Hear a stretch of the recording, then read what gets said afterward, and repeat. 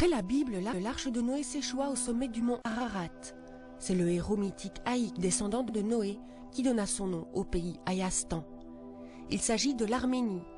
Cette culture dont l'histoire a été parsemée d'invasions, de destructions et de massacres a été sauvée par l'opiniâtreté de son peuple. Résolument attaché à sa terre, il lui a permis de conserver ses traditions, sa foi et une petite partie de son territoire historique. Ce territoire de l'Arménie d'aujourd'hui, ça ne représente qu'une toute petite partie de l'ère de diffusion de la culture arménienne dans l'histoire. On peut dire que la République représente à peine 10% de cette ère de diffusion. C'est donc une culture qui s'est développée sur tout l'est de l'Anatolie et le sud du Caucase. Et si on regarde bien une carte, on voit que cet endroit du globe, c'est vraiment l'endroit le plus oriental, le plus avancé de la culture occidentale. C'est aussi l'endroit le plus occidental de la culture orientale. Et vraiment, cette notion de rencontre de deux cultures, de deux civilisations, de deux religions, aussi christianisme et islamisme, c'est vraiment ce qui a marqué toute l'histoire de l'Arménie et qui nourrit encore sa culture aujourd'hui.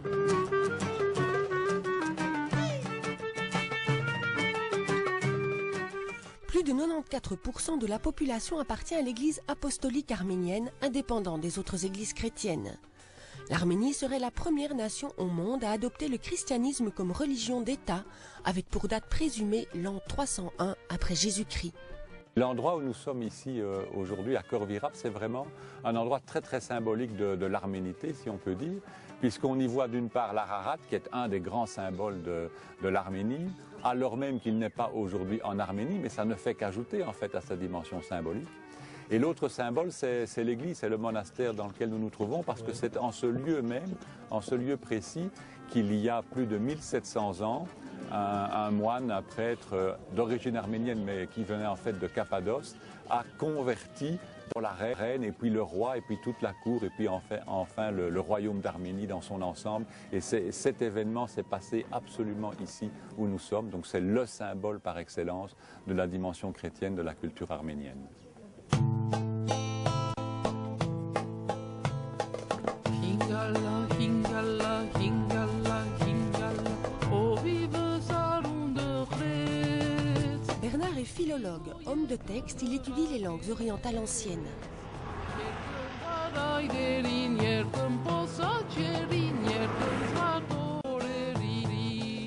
J'ai toujours aimé ça. Quand j'étais beaucoup plus jeune, quand j'étais élève au collège, en enseignement secondaire, je suivais le latin et le grec et j'adorais ces cours-là.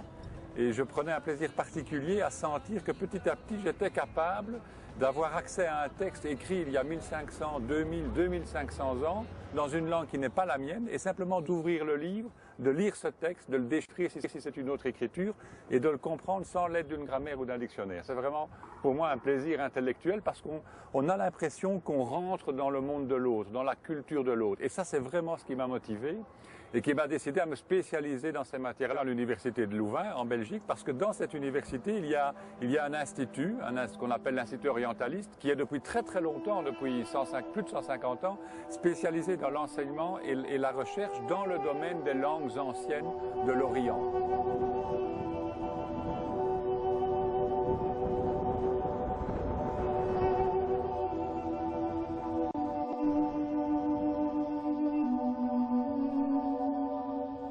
On se rend compte, surtout lorsqu'on a beaucoup de contact avec les Arméniens, lorsqu'on vient ici, qu'on s'intéresse à leur culture, qu'en fait ils sont assez peu connus en Europe. Dans la plupart des pays occidentaux, ça s'explique en partie par l'histoire, par l'éloignement géographique. Et c'est très dommage parce que c'est une culture qui a énormément de points communs avec, disons, la culture européenne au sens large, ce sont les mêmes héritages. Mais c'est vraiment en venant ici qu'on s'en rend compte. Et moi, ça a été mon expérience. J'ai toujours pensé qu'une carrière, c'était un parcours, voire un voyage. Et moi, j'ai commencé à m'intéresser au fond à l'Arménie, aux Arméniens, comme objet d'étude inerte, mort, langue ancienne, le passé, l'histoire. Mais en venant ici, en les rencontrant de plus en plus, au fond, ils ont donné corps ou chair et sang, si vous voulez, à mon objet d'étude. Et donc, c'est en ça qu'une carrière est un parcours. Je pars d'une étude de choses anciennes pour m'intéresser de plus en plus aux choses modernes et pour en fait ouvrir l'objet arménien sur l'ensemble de l'Europe. Les Arméniens possèdent une identité forte qu'ils ont su préserver tout au long des pages sombres de leur histoire. Au XXe siècle, le génocide précède de peu l'ère soviétique qui durera 70 ans. C'est en 1991 que la plus petite république fédérée de l'URSS proclame enfin son indépendance. L'Arménie, depuis son indépendance, a dû complètement se restructurer. Elle a dû d'abord complètement modifier ses législations qui n'étaient pas du tout adaptées. Elle est devenue membre de l'OMC, de l'Organisation mondiale du commerce. Ça a été une première étape.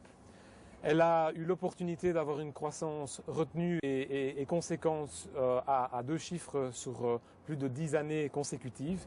Donc l'Arménie, ça a été, sur ces 15 dernières années, une succession d'étapes, de réformes, d'uniformisation de législation avec les exigences de l'Union européenne, qui ont permis à cette économie d'exporter, de s'ouvrir vers des marchés extérieurs, de s'ouvrir vers les marchés de la CIS, de s'ouvrir vers la Russie, vers l'Iran et surtout vers l'Europe.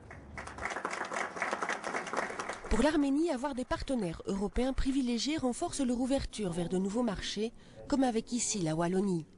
On est grosso modo de la même taille, de la même population, un peu plus de 3 millions d'habitants. Il y a la culture, donc les cultures sont différentes, mais il y a quand même un même fond. Il y a beaucoup de similarités.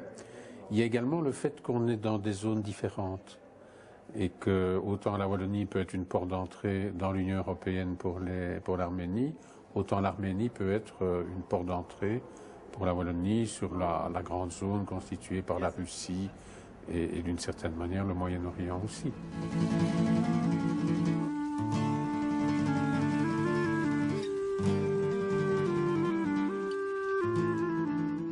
C'est en les rencontrant, en faisant l'expérience ici sur le terrain, qu'on comprend combien ils sont européens et combien ils sont tournés vers l'Europe, ce qu'ils attendent de l'Europe et que l'Europe ne leur donne pas toujours. En fait, leur espoir dans l'Europe est énorme et je trouve que leur espoir, ça devrait aussi être pour nous un espoir dans l'Europe.